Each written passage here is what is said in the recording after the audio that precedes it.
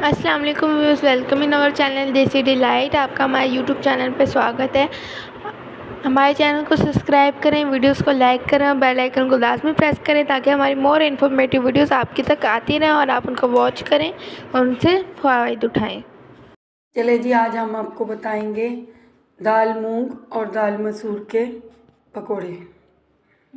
उसको किस तरह से बनाएंगे। सब्ज़ मिर्ची डाल दी, अदरक का टुकड़ा डाल दिया, लाल मिर्ची डाल दी, हल्दी डाल दी, 4 लौंगी मिर्चें डाल दी, नमक डाल दिया 1.5 चम्मच, और दाल मूंग और दाल मसूर दोनों दालों को मिक्स करके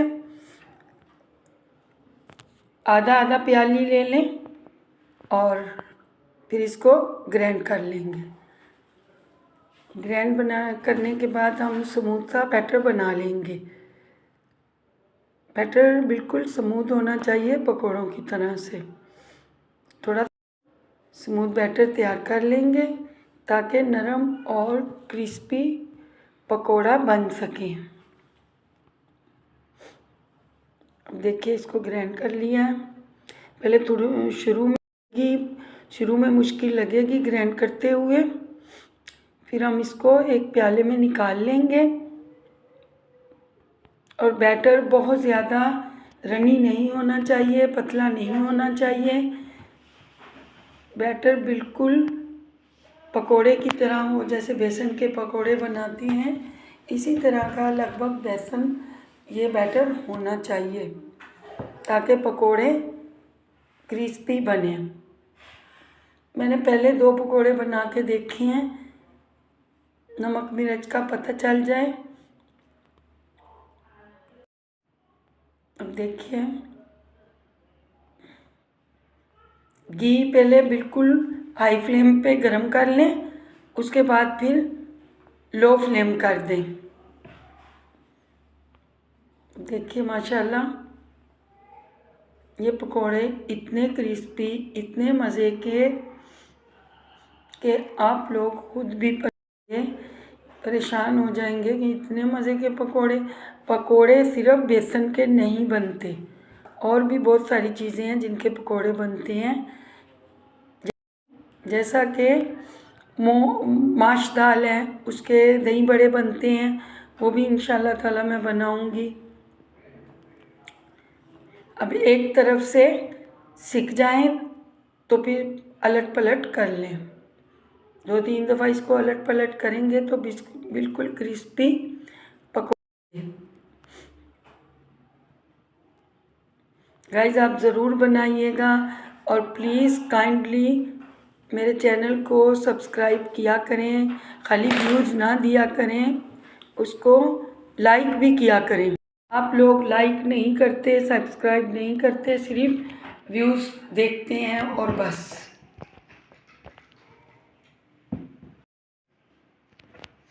ये थोड़ी सी दालों में इतने सारे पकोड़े बनके तैयार हो सकते हैं। एज इट इज़ आप चटनी के साथ खा सकते हैं, लेकिन मैंने थोड़ा डिफरेंट किया था। आप पूरा व्लॉग देखिएगा, आपको पसंद आएगा। बीच में छोड़ मत दीजिएगा, पूरा व्लॉग देखिएगा। आपको पता चलेगा कि मैंने इनको किस तरह से डिवाइड किया है।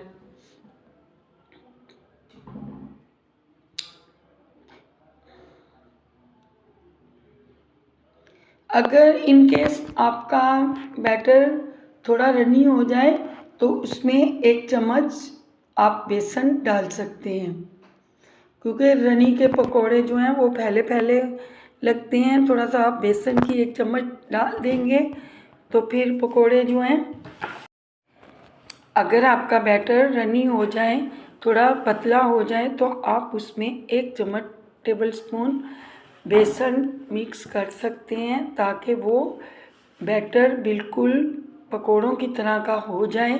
फिर आप इसको बनाइएगा। 3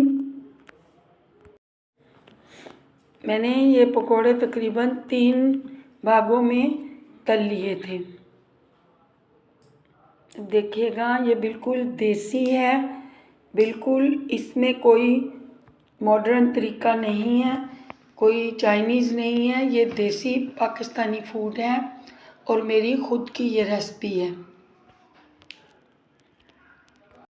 प्लीज़ आप इसको लाइक कीजिएगा अगर आपको पसंद आ जाए तो।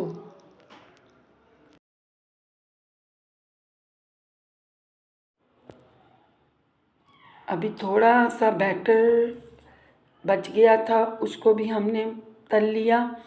अब देखिए 2 मैंने मीडियम साइज़ के प्याज ले लिए थे, उनको काट लिया था, फिर उनके अंदर ऑयल डाल के इसको हम ब्राउन कर लेंगे। ये न्यू तरीक़ाकार है, अब देखते रहिएगा गाइस। अब हम इसमें प्याज को ब्राउन कर लेंगे। 1/2 चम्मच अदरक लहसुन का पेस्ट भी इसमें डाल सकते हैं। 2-3 लौंगी मिर्चें डाल दें।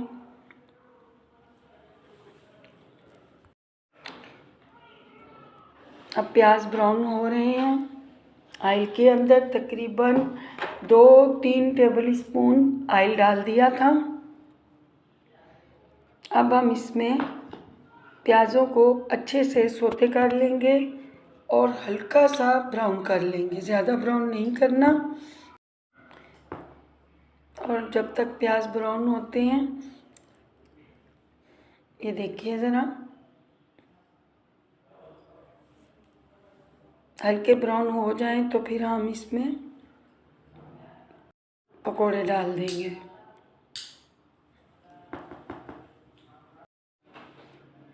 चलें जी, अब हम इसमें अच्छे से प्याज़ों को सौते कर लिया है, मसाले को भून लिया है।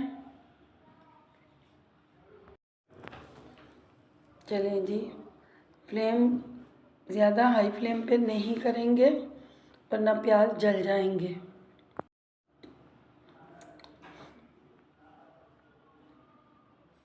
चलें जी व्यूअर्स, आपको हमारी रेसिपी अच्छी लग रही है कमेंट में ज़रूर बताया करें। मैं रशियन सैलड के भी काफ़ी कमेंट आए हैं, इंशाअल्लाह ताला हम रशियन सैलड भी बनाएंगे।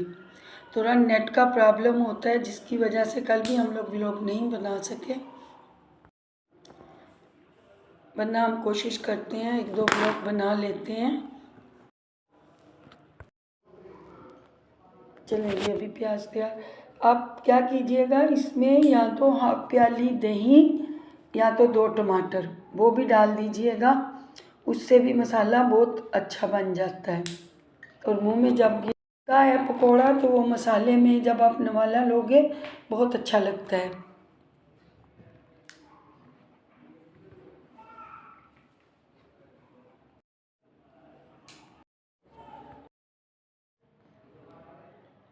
अभी मुकम्मल तौर पे प्याज जो हैं वो ब्राउन हो चुके हैं।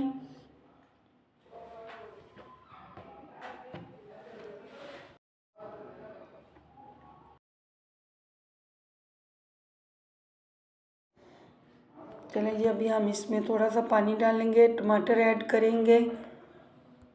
सॉरी गाइस, मैं थोड़ा बिज़ी हो गई थी, वर्किंग वूमेन भी हूँ, हाउसवाइफ भी हूँ, तो इस वजह से थोड़े से मेरे प्याज ज़्यादा ब्राउन हो गए। इतने प्याज ब्राउन नहीं करने थे, तो ये इसके एक बच्चों ने कर दी थी। तो इसमें हम जैसे ही दही डालेंगे तो उसका कलर बिल्कुल सेट हो जाएगा, आप देख सकते हैं।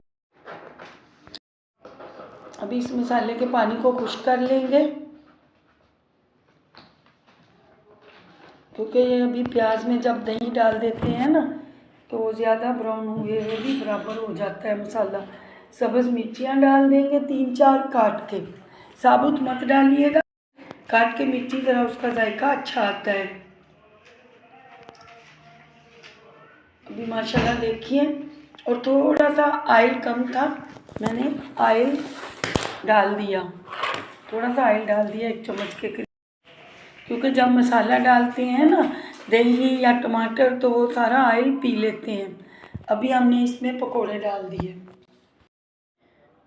चलें, अब हमने इसमें पकोड़े ऐड कर दिए। देखिए माशाल्लाह मसाला देखिए आप।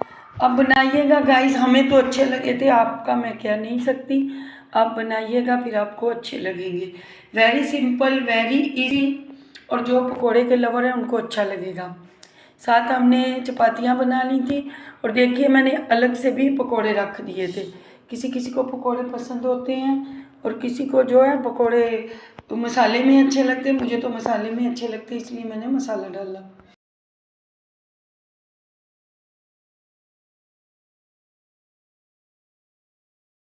या देखिए माशाल्लाह इसका लुक देखिए, जितना देखने में अच्छा है इतना जायके में और भी अच्छा लगता है। अब इसके ऊपर सब्ज़ धनिया भी गार्निश कर सकते हैं, जो भी चीज़ आप, पुदीना भी डाल सकते हैं, जो चीज़ आपके पास अवेलेबल हो आप डाल सकते हैं। और दुआ में याद रखिएगा। अल्लाह हाफिज़, मिलते हैं अगले व्लॉग में।